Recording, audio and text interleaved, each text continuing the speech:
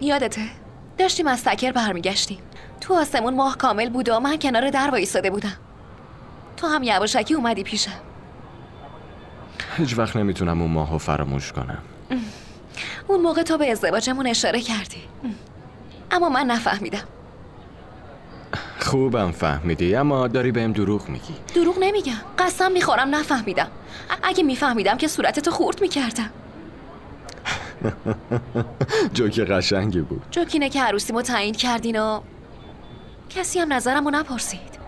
خب از منم کسی نپرسیده بود. وقتی دبی بودم بهم زنگ زدن که قراره با زلیخا ازدواج کنی، زود بیا. منم خیلی زود خودم رو رسوندم. الان نمیتونی زود برگردی؟ این شوخی نیست امران مقیس. من نمیخوام باهات ازدواج کنم. چرا؟ چون که دوستت ندارم. نمیشه همسر آیندم و بابام انتخاب کنه. دلم باید انتخاب کنه. قلبا با هم ازدواج میکنن، نه صرفاً دوتا جسم. این تصمیم شوخی بردار نیست، داری بهم توهین میکنی. خب تصمیم میگیری. اینطوری به هیچ کس هم توهین نمیشه. در ضمن یادت باشه بهت توهین بزرگتری شده. کراچیه، یکی رو از دبی صدا نمیکنن بیاد اینجا. ببینم مگه تو با کسی سر و سر داری؟ اگه داشته باشم ازدواج میکنم. قسم میخورم ازدواجم عاشقانه باشه، با کسی که خودم بخوام باهاش ازدواج کنم. ببینم تو با کس دیگه ای رابطه مخفیانه داری؟ مثل اینکه تو یادت رفته دختر آجاق نور محمدی.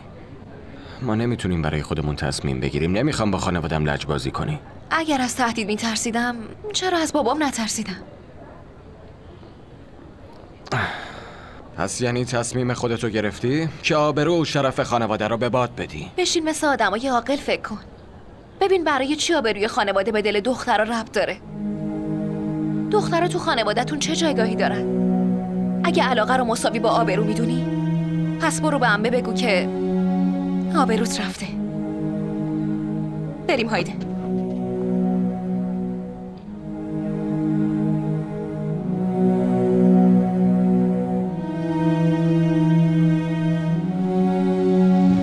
همونجا باشم.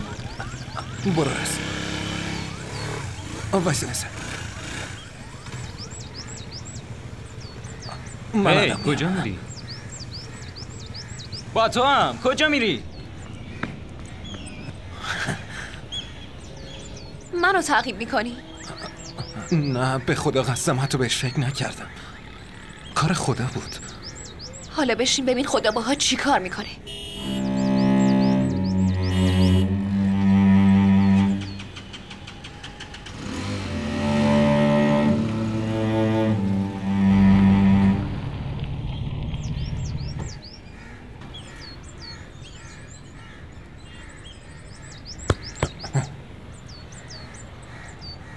چیزی شده؟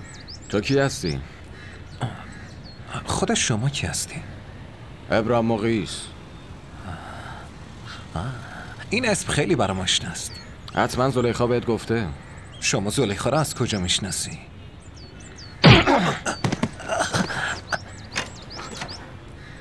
من قرار شوهر زلیخا بشم مریض. ابراهیم مقیس.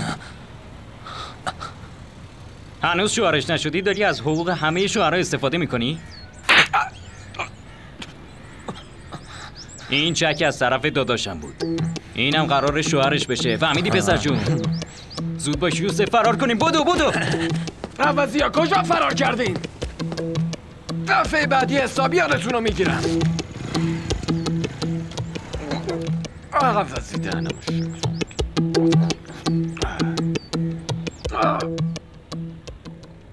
دوباره بگو چی داشت به اون میگفت؟ نشنیدم چی میگن، فقط دیدم که با هم حرف میزنن. همین که بهش رسیدم نشست تو ماشین و رفت.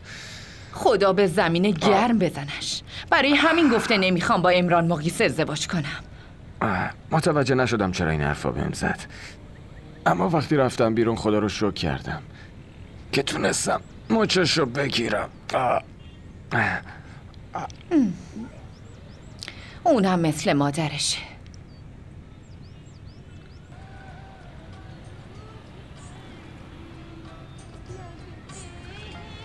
زلیخا و هایده کجا؟ با هم رفتن بیرون. واسه چه کاری؟ گفتن میخوام برم بیرون یه کار خیر انجام بدم. الان دیگه میرسن. وقتی رسیدن خودت بپرس خیر بوده یا شر. خیر یا شر؟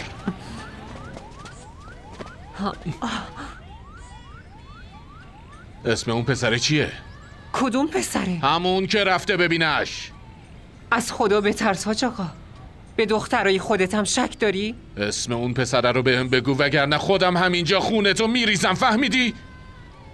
من خونه کسی رو میریزم که به دخترم تهمت بزنه. من تهمت نمیزنم.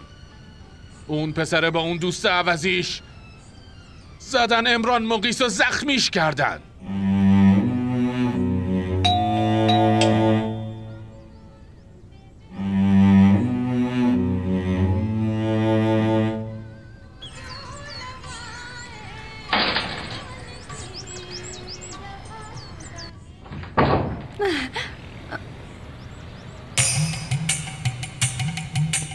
مامان چی شده؟ ساکت شو.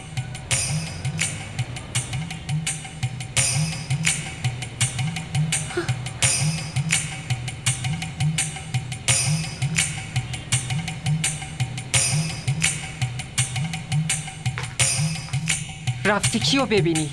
امران مقیس. دروغه. این داره دروغ میگه. بهش بگو اسم پسره رو بگه. کدوم پسره؟ به تهمت زدن که رفتی یه پسر غریبه رو ببینی که اونم با دوستش زدن امران مقیس رو داغون کردن. من اون پسر رو نمیشناسم. اون قرآن بردار بیار. اون وقت بهش بگو دستشو بذاره رو قرآن تا قسم بخوره. ما به جز امران مقیس پسر دیگه ای رو ندیدیم. به جای اون دست رو قرآن میذارم و قسم میخورم که اون پسر رو نمیشناسیم. فقط در حدی اونو میشناسیم که وقتی از سکر میومدیم کراچی تو قطار دیدش. از اون موقع دنبالمون افتاده. اسمش یوسفه.